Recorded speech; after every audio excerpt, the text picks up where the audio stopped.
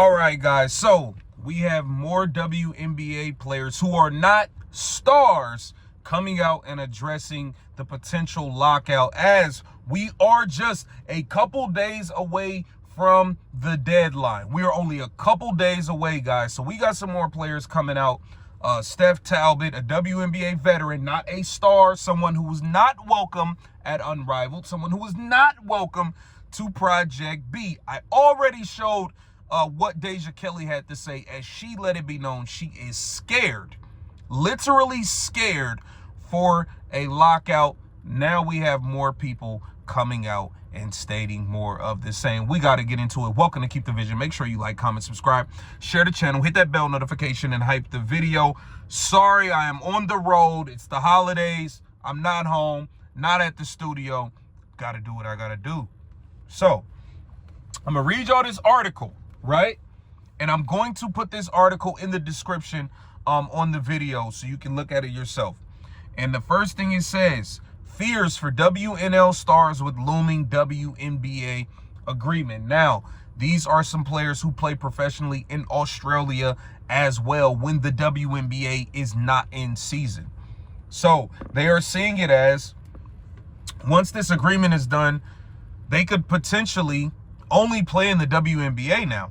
They won't have to play in another overseas league and all of that. All of the things that a lot of these women were claiming, the reasons that they wanted more pay from the WNBA so they didn't have to play overseas, but they're about to get more pay from the WNBA, but they also want to be able to play in Unrivaled and play in overseas in Project B.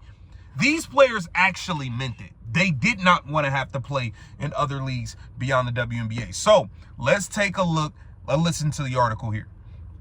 It says the WNBA's new collective bargaining agreement will set a precedent for other women's sports, but risk taking talent away from WNBL.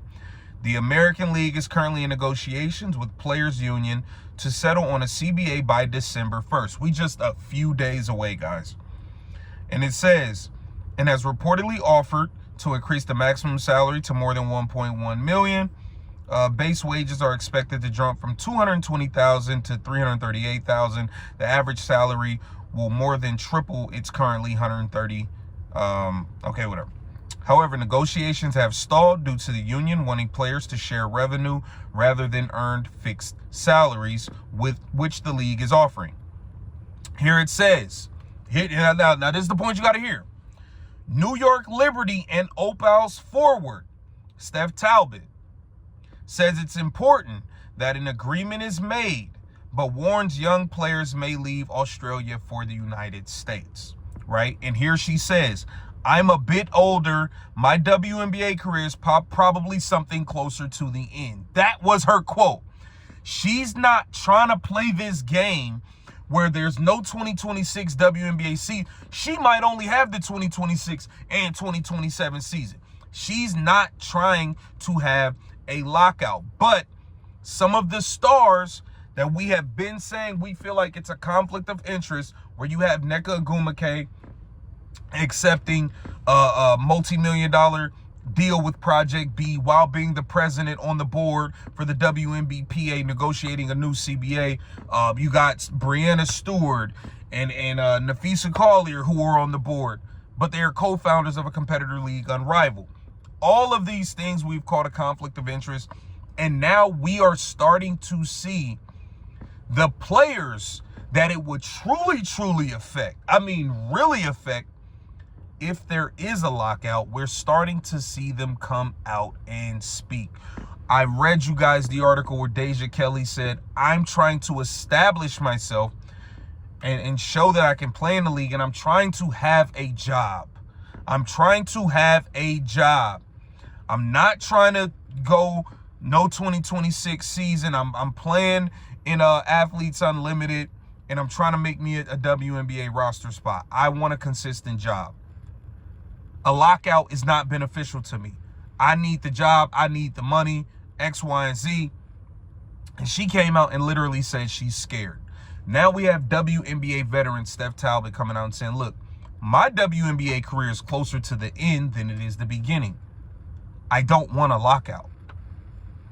It's that simple. And here she says, but for sure, if I were a bit younger and making good money playing in America, it would definitely be an option. Jade Melbourne, a 23-year-old Washington Mystics, admits her body is feeling the toll of playing in the WNBA and then in with the UC Capitals. So, Jade Shelbourne played all WNBA season for the Washington Mystics. After the season, she had to leave to Australia to play in the WNBL. And she's saying, let's get the deal done. I want to get a deal done so that I don't have to do this. My body feels like crap. The WNBA is offering, I think it's a fair offer. And with that money, I would not have to come over here and play in the WNBL.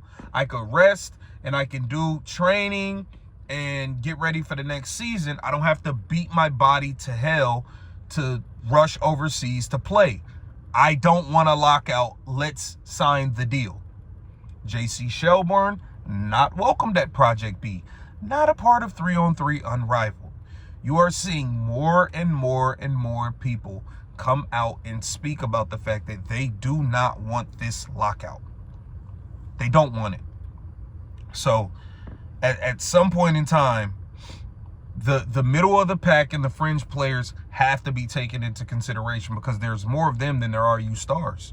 You guys are getting Unrivaled money, Project B money, endorsement money.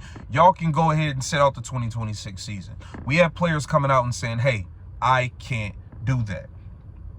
Here she says, for a lot of Australian players that do play in the WNBA, it's going to come down to enjoyment, but also what has the best price. The way they're talking in the WNBA, that could be the option going forward. So she letting it be known, look, the numbers I heard thrown around, sign us up now. We will not be over here in Australia doing this.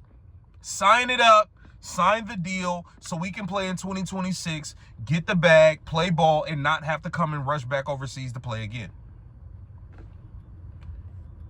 Wage and growth professionalism are striking points in female sports, such as the A-League women. And then it says, Melbourne sees the agreement as something that will benefit the league itself. Okay, look. Here it says, we're not doing it just for the... We're not doing this just for the 156 players that were in the WNBA this season. This deal was going to have a lot more significance for a lot of people. If we can come through with the breakthrough deal, it's going to be pretty big and something that all women sports can model. Melbourne sees the agreement as something that will benefit the league itself, as 5 new teams plan to join by 2030. This includes Toronto next year, which Opal's coach Sandy Brondillo will lead. The league doesn't see some of the best players in Europe, and some people won't come over because they are better off staying at home. Once they come out with the biggest wages and the best salary cap, we're going to see the WNBA go to a whole nother level. So, I mean, that is more overseas players letting it be known that they do not want a lockout. Get down in the comments. Let me know what you think about this. This is Keep the Vision. Make sure you like, comment, subscribe, share the channel.